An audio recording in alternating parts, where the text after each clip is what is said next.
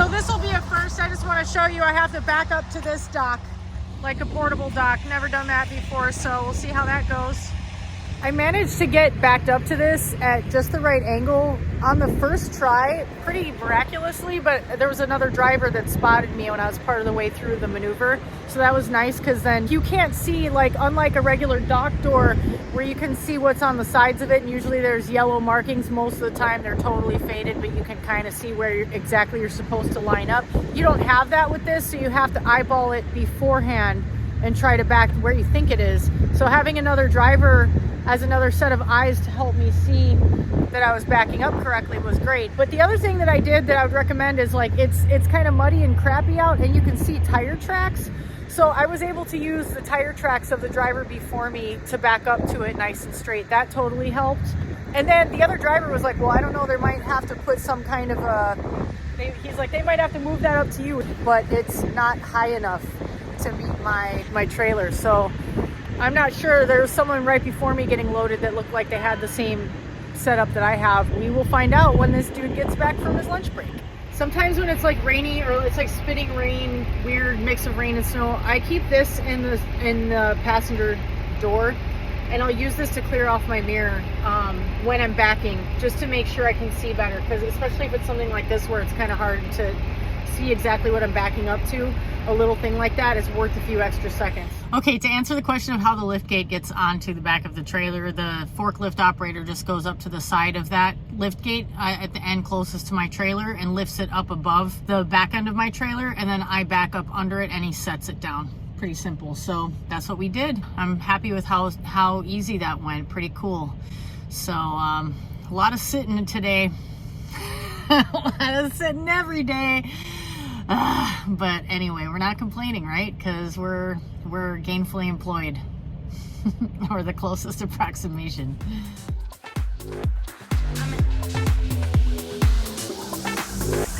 I'm the explosion. Be a chocolate.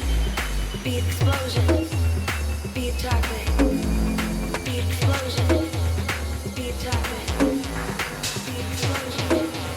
Be a chocolate.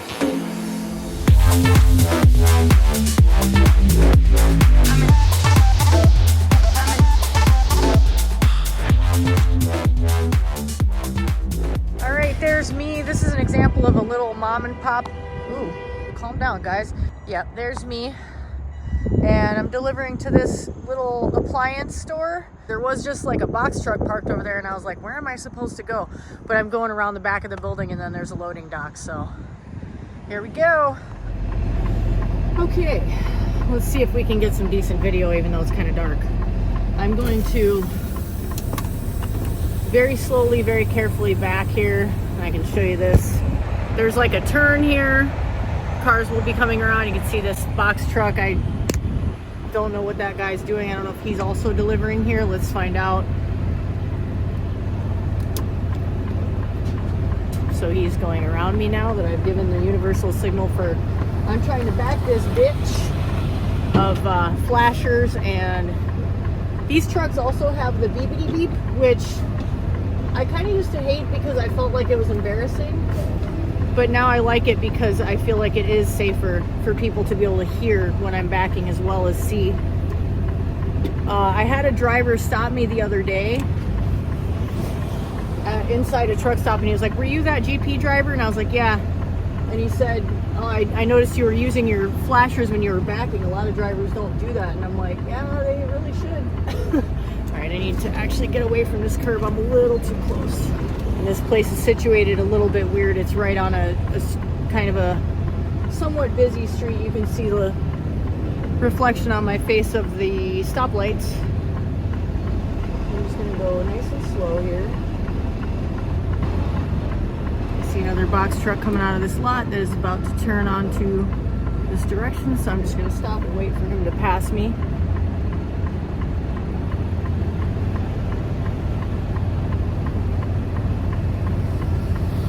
And there's another one coming right behind him out of this lot, so I'm gonna let him pass me too. Sometimes you gotta wait. It's just safer.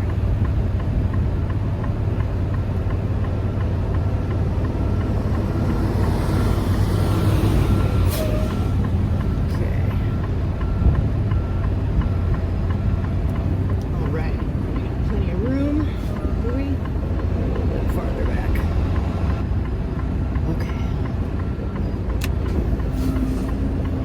had to do a lap around this building because I wasn't sure exactly where to go in. That is the side guard assist, and that is a great example of how these sensors misread things. So the sensor just read my trailer as I was angling into this turn. It read my trailer as an obstacle. And this guy's about to talk to me, so let's see what he's going to say.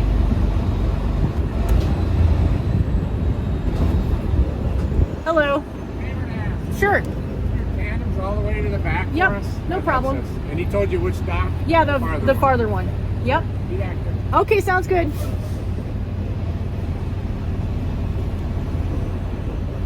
Put your tandies back. I always do that. I mean, I always offer to. This is tight back here. Real tight.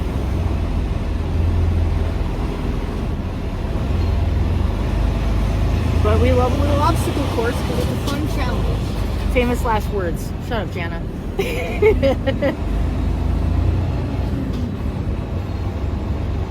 And that's why I'm going nice and slow, because it's still kind of dark. It's icy and snowy in here. And it's one of those places where there's enough room, but in certain areas it's kind of just enough. So just take your time, you know? Okay, so let me show you as I pull around here. So this is the dock. So I'm going to go to this farther dock. There's another dock right here. So it's not too bad, but it's a little narrow in front, but it's okay. It's not bad. All right, I'm trying to get more action shots for you guys. And at the last stop, I thought I was filming, but it turns out I wasn't. Let's see, am I going to go ahead and move the tandems back now? Nah, I'll wait. I like to line it up first. I find it to be more of a pain in the ass to straighten out when they're back from the beginning. So I'm going for that door over there. That doesn't help you because you can't see it. You still can't see it. I don't know about the way this phone is set up. I might have to move this thing around. I have all the room in the world. Every time I think of that phrase, I think of my dad screaming at people in traffic. You have all the room in the world! Ah! He was very road ragey when I was a kid. It was stressful.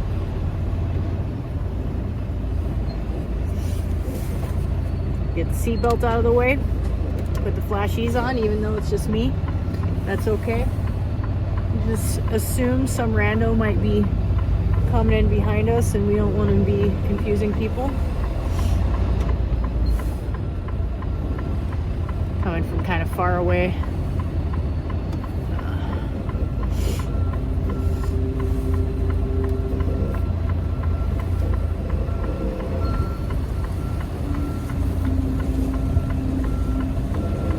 Don't judge me.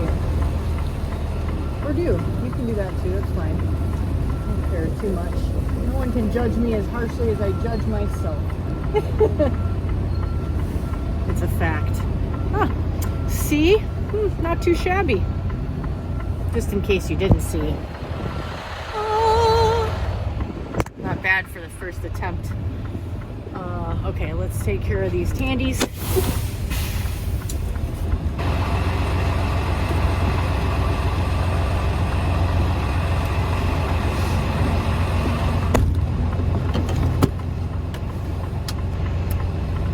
Slide my tandems. Always put it in reverse first too, since you've been driving forward and pulling forward against the tandem pins. I just put it in reverse for a second to ease the pressure off of them. Well, I'm all the way forward, that's why I'm bouncing back. And then I come forward. And I try not to like aggressively pull forward. You see some people do that and you're like, dude, calm down. Gotta go so hard. And that's what's nice about these pneumatic tandem thingamathings. You don't have to get out and move the handle. You just engage and disengage your trailer brakes to release the pins back into place. And we're just gonna straighten it out a little bit. This should be a pretty quick unload because it's only like the front third of the trailer. And now I'm just heading back on another stupid short run to Illinois from Minnesota. Nothing but short runs. It's real annoying. But who knows, maybe after that I'll get lucky. I'll actually get a couple 2-3 miles. You never know, it could happen. Maybe someday. I'm never as good at backing with my tandems all the way back. But I guess it's good to practice it. Alrighty. Try not to slam the door. Eee, I did it. I slammed the door. I don't like doing that. I didn't realize I was that close. I couldn't see the lights reflecting. Oops. I didn't have it in reverse too, and I probably should have, because then maybe I wouldn't have slammed the damn door. Okay, I have to get in door 2, and this is what we're dealing with here. Another really small place. I came in from back around there, and there's just this building right over here behind me, so I can't do a whole lot. I'm gonna try to flip around in this space. There was another driver that was sticking out kind of far over here. Now that he's gone, I guess I can do a little loopy loop, and then a blind back is what I'm basically gonna have to do.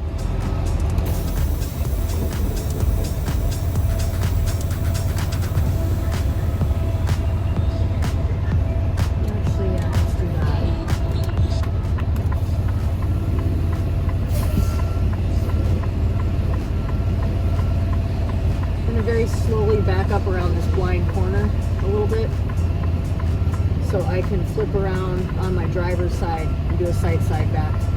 I know I should ideally practice more blind backing, but I prefer not to be doing that in such a tight space. I'd rather do it, and also when I'm on a little bit of a time crunch. Let's see. This is the joy of working for a company that does all spot market freight. You are going to be going to these tiny ass mom and pops, and honestly, yeah, it is a little bit fun. I like it. I like the challenge, but it is it's not exactly conducive to not fucking up your tractor. Okay, I'm just gonna be a little slow going here. I'm just gonna take my time. That's what we do. We take our time. Follow the number 1 rule of trucking: don't hit anything.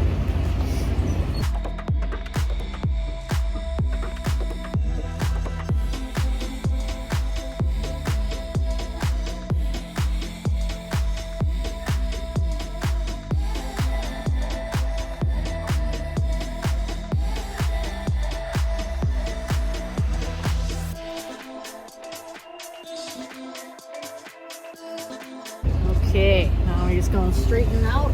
I'm gonna open my doors, slide the tandems back, and get in the door, while still maneuvering around some cars. But it's not too bad, we got this. I'm gonna watch out for Mr. Nice Charger over here.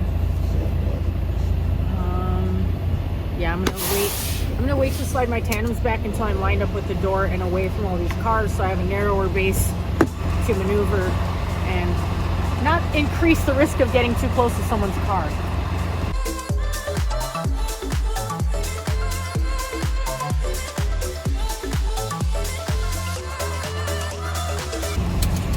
Okay.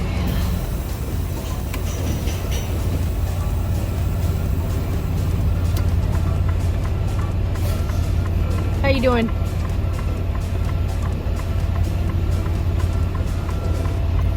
So on my driver's side, I have a wall I'm backing toward, that little low wall you might have seen in the other clip. And then on my passenger side, I have this pretty nice Dodge Charger. So I'm trying to work around both of these things, particularly this car. I don't like how close I'm into that, so I'm going to straighten out a little bit.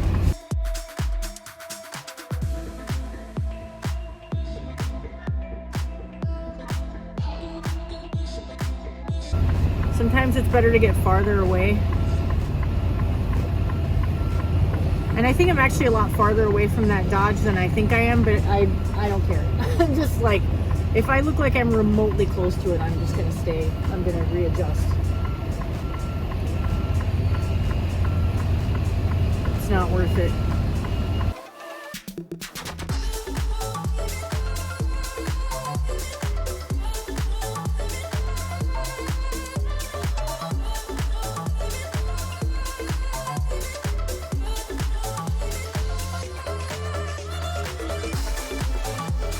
Yeah, the cars are the whole thing that makes this particularly tedious. If I was the owner of that car, I would not park it there. But people don't understand how much room trucks need. They just don't know. You can't know until you do it.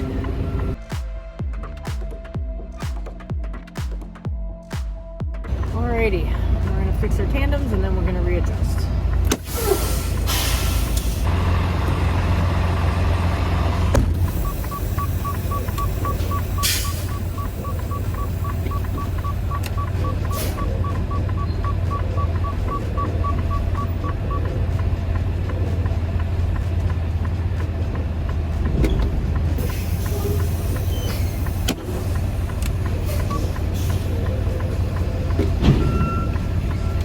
The satisfying sound of tandem pins going to their home on Whore Island.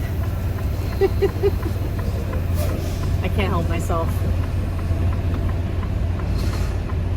Waiting for the forklift guy to go through.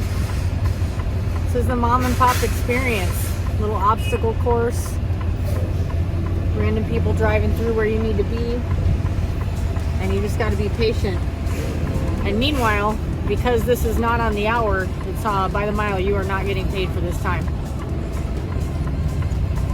So, stuff I would like everyday people who don't drive trucks to be aware of, like when you go buy stuff at the store and all the stuff you want is on the shelves, there's a lot of unpaid labor involved in that getting to you.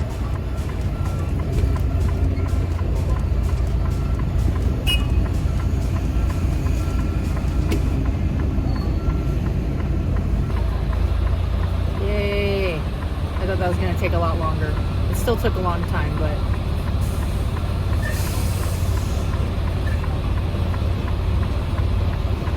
ease into the door so you don't slam into it this time. Come on. Almost. Come on. Like an inch away. Oh, I'm right on it. There we go.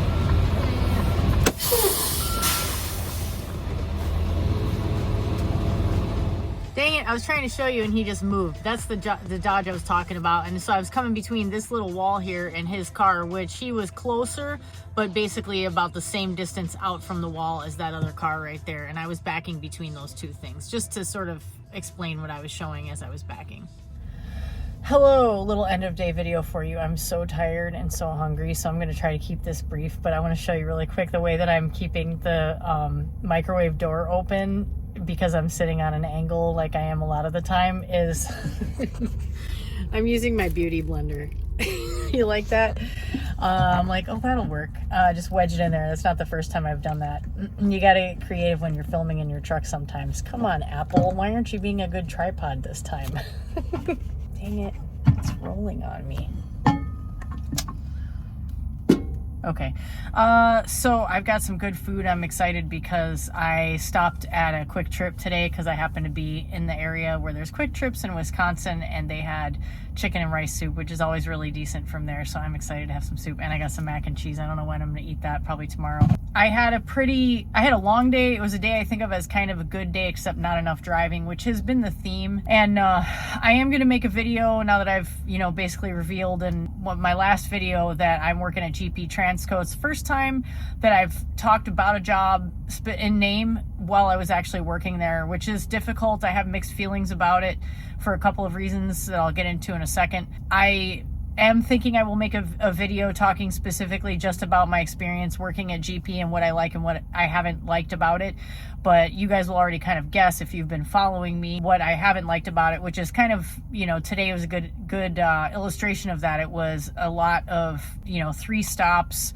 A lot of these loads have multiple stops, which you do get stop pay on the second stop or any subsequent stop. So that's cool. I'm actually really grateful for that. And they weren't super lengthy, but it's just the way it is. When you have multiple stops, you're going to eat into your drive time. So I had a long day today. I ran through my clock up until I had like around 50 minutes left on my clock, I want to say, out of my 14-hour clock. I only ran 400 something miles, I'm gonna have to look. I'll put it on the screen. It wasn't, I think yesterday I had 409 and today it was like 473 or something like that. So not too bad considering. I was talking in another video that I think will have uploaded before this one comes out about speed governing, and like I was talking about it in that video when I was on home time, and so it was like less present for me because I was relaxed and I had already been home for a couple of days, and now that I'm back out I want to like rage about governing because I hate it so much. It's just the competition between us different drivers who are governed at different speeds is so frustrating. I already talked about that in the other video. You will have seen it by the time you see this, so I won't harp on it. I don't want to take up too much time because I'm so hungry and I need to